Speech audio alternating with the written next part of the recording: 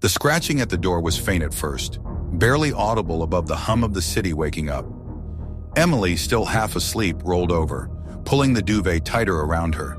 It came again, a tiny, insistent rasp. Annoyance flickered through her. It was probably just Oliver, her tabby, wanting to go out. But the scratching persisted, different from Oliver's usual impatient demands. There was a delicate, almost pleading quality to it. Reluctantly, she pushed herself up, the cool morning air sending a shiver down her spine. As she shuffled to the door, she heard a faint chirp, a sound so small and fragile it seemed to barely exist. Curiosity now outweighed her annoyance. She opened the door a crack, and there he was, Oliver sitting patiently on the welcome mat, his amber eyes fixed on something just beyond the threshold. Nestled gently in his jaws was a small brown sparrow. Emily gasped, her heart leaping into her throat. Oliver had never brought anything living into the apartment before, except for the occasional unfortunate moth. This was different. This was a tiny, trembling life held delicately in her cat's mouth. "Oliver," she whispered, a mix of alarm and disbelief in her voice. She knelt down, her breath catching in her throat. The sparrow's feathers were ruffled, its tiny chest rising and falling rapidly. Its dark eyes, wide with fear, reflected the morning light. Carefully, Oliver lowered the bird to the floor. It lay there for a moment, stunned, then tried to flutter its wings, but they seemed weak and unresponsive. A wave of protectiveness washed over Emily. She gently scooped the bird up, cupping it in her hands. It was surprisingly light, its small body trembling against her palms. As she held the tiny creature, a memory surfaced. A time she had felt the overwhelming urge to protect something fragile. It was when her mother had brought home a baby bird that had fallen from its nest. They had cared for it together, feeding it with an eyedropper and keeping it warm in a shoebox lined with cotton. The bird hadn't survived, but the memory of her mother's gentle touch and the feeling of shared purpose stayed with her. This bittersweet echo from her childhood underscored the loneliness that had been her constant companion since moving to the city 3 years ago. She had come here seeking a fresh start, escaping the remnants of a broken heart. Her relationship with Ryan, her college sweetheart, had ended abruptly, leaving her feeling adrift and unsure of herself. He had wanted the quiet predictability of their small town, while she yearned for the vibrancy and anonymity of the city. The breakup had been painful, a tearing away of a future she had envisioned. She carried the sparrow inside, Oliver trailing close behind, his expression a mix of pride and concern. Emily placed the bird on a soft cloth inside a shoebox, creating a makeshift nest. She noticed a small wound on its wing, a trickle of blood staining the delicate feathers. It must have been injured when Oliver found it. Panic started to set in. She had never cared for a wild bird before. What did they eat? How could she help it? She grabbed her phone and searched for information on sparrow care. The internet provided a wealth of information, but it was overwhelming. As she scrolled through the internet, another memory surfaced. It was her first New Year in the city, alone and feeling more isolated than ever. Oliver had been a gift from her mother that year, a small, furry bundle of comfort. His presence had been a lifeline, a warm, purring reminder that she wasn't entirely alone.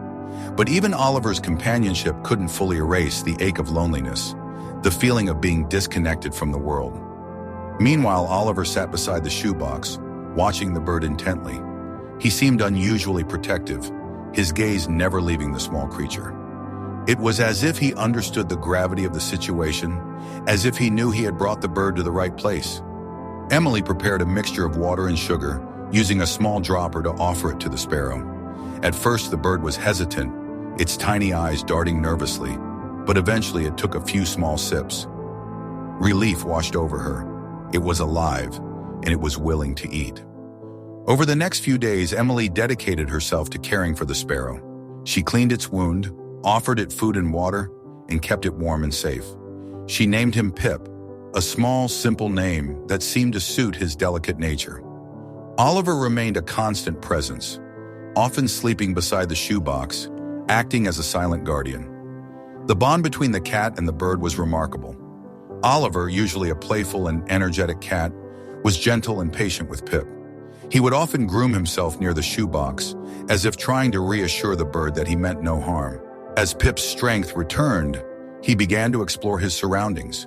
He would hop around the shoebox, flapping his wings with increasing vigor, chirping softly, a sound that was becoming less of a plea and more of a tentative song. Emily watched him, a small smile playing on her lips. It was a fragile sort of hope blooming in her chest, a feeling she hadn't experienced in a long time. It reminded her of the tentative hope she felt when she first moved to the city, the belief that she could build a new life for herself. That hope had been battered by the breakup with Ryan, leaving her feeling adrift and uncertain. But watching Pip, so determined to regain his freedom, rekindled something within her. One day, Pip managed to fly out of the shoebox. It wasn't a graceful flight, more of a clumsy flutter, but it was flight nonetheless. He fluttered around the room, landing precariously on the curtains, then the bookshelf, sending a small avalanche of books tumbling to the floor. Emily rushed to catch him as he tumbled down, her heart in her mouth. She held him gently, checking for injuries, but he seemed unfazed, chirping excitedly as if celebrating his small victory.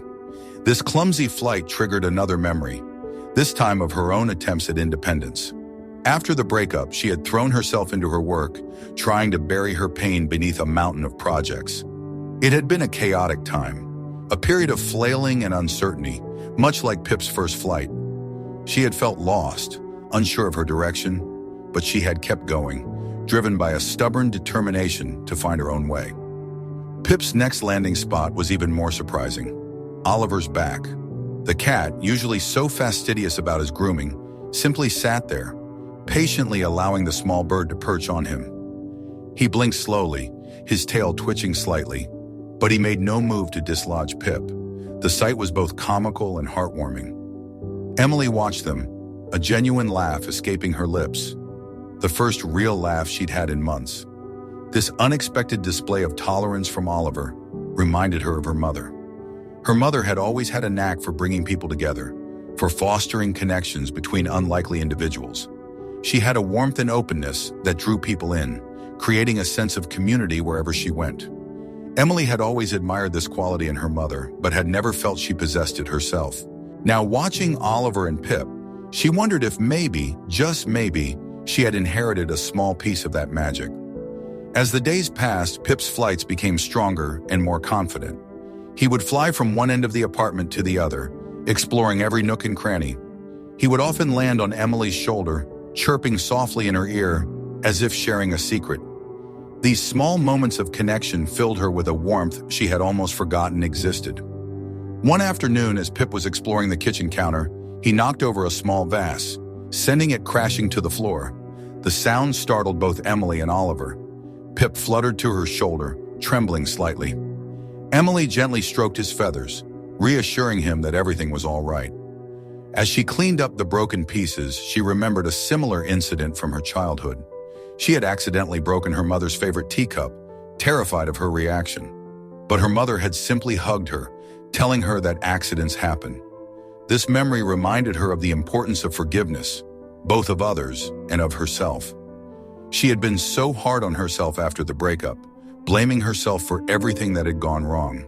But now, watching Pip, so small and vulnerable, she realized that everyone makes mistakes and that it's important to be kind to oneself. As Pip grew stronger, Emily knew that the time to let him go was approaching. The thought filled her with bittersweet sadness. She had grown attached to the small bird, and she knew she would miss his presence in her life. But she also knew that he belonged in the wild, soaring through the sky, living the life he was meant to live. The decision to release him brought back the familiar sting of letting go, a feeling she had tried to suppress since her breakup with Ryan. She had invested so much of herself in that relationship, imagining a future together, only to have it crumble before her eyes. Letting go of Pip felt like reopening that old wound. But this time, there was a difference. This time, there was no anger, no resentment, only a quiet acceptance. The day she took Pip to the park was bright and sunny. The air was filled with birdsong, a chorus of chirps and trills that welcomed Pip back to his natural habitat. Emily held him in her hands one last time, feeling his small heart beating rapidly against her palm. She looked into his bright eyes and she saw a spark of recognition, a flicker of understanding. With a deep breath, she opened her hands and Pip took flight. He soared into the sky, circling above her before disappearing into the trees. Emily watched him go, a single tear rolling down her cheek. Oliver sat beside her, his gaze fixed on the sky, a soft purr rumbling in his chest. The following days felt strangely quiet. The apartment felt empty without Pip's chirps and the flutter of his wings. Emily found herself looking out the window, hoping to catch a glimpse of him. Oliver, too, seemed to miss him, often sitting by the window, his eyes scanning the trees. But life went on. Emily continued her work and found a new sense of purpose in her volunteer work at the animal shelter. She was surrounded by animals in need, and she found solace in caring for them. She also met other volunteers who shared her passion, forming new connections and building a new community for herself. One day, while walking in the park with Oliver, she heard a familiar chirp. Her heart skipped a beat. She looked up and saw a small sparrow perched on a branch. It looked just like Pip. The sparrow tilted its head, its bright eyes fixed on Emily. Oliver, sensing her sudden stillness, nudged her hand with his head, a soft purr vibrating in his chest. The bird fluttered down from the branch, landing on the path a few feet away. It hopped closer, taking a few tentative steps, then stopped, as if assessing the situation. Emily held her breath. Could it be? The sparrow's markings were familiar. The same mottled brown feathers, the same distinctive white streaks on its wings. But there were so many sparrows in the park. It could easily be another bird, a mere coincidence. Yet there was something in its demeanor, in the way it looked at her, that felt familiar. As she watched, the sparrow hopped closer to Oliver, pecking playfully at his paws. Oliver, usually quick to swat away any unwanted attention, simply blinked slowly, his tail swishing gently.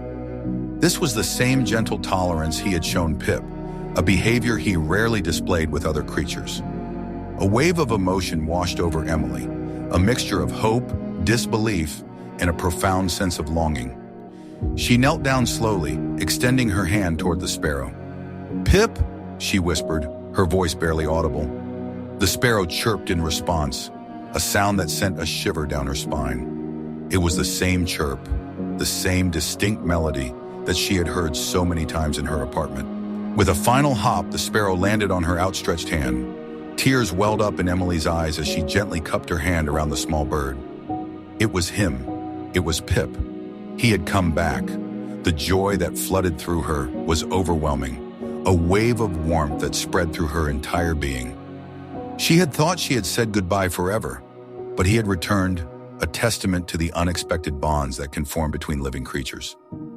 This moment, this reunion, underscored the lessons she had learned since Pip had first arrived in her life. She had learned about the power of compassion, about the importance of connection, and about the resilience of the human spirit. She had also learned about the pain of letting go, but she had discovered that letting go doesn't always mean goodbye. Sometimes it means giving something you love the freedom to fly, trusting that they will find their way, and hoping that they will find their way back to you. As Pip perched on her hand, Emily remembered her volunteer work at the animal shelter. She had started volunteering a few weeks after releasing Pip, seeking a way to channel her nurturing instincts. The shelter was a chaotic but heartwarming place, filled with animals of all shapes and sizes, each with their unique story.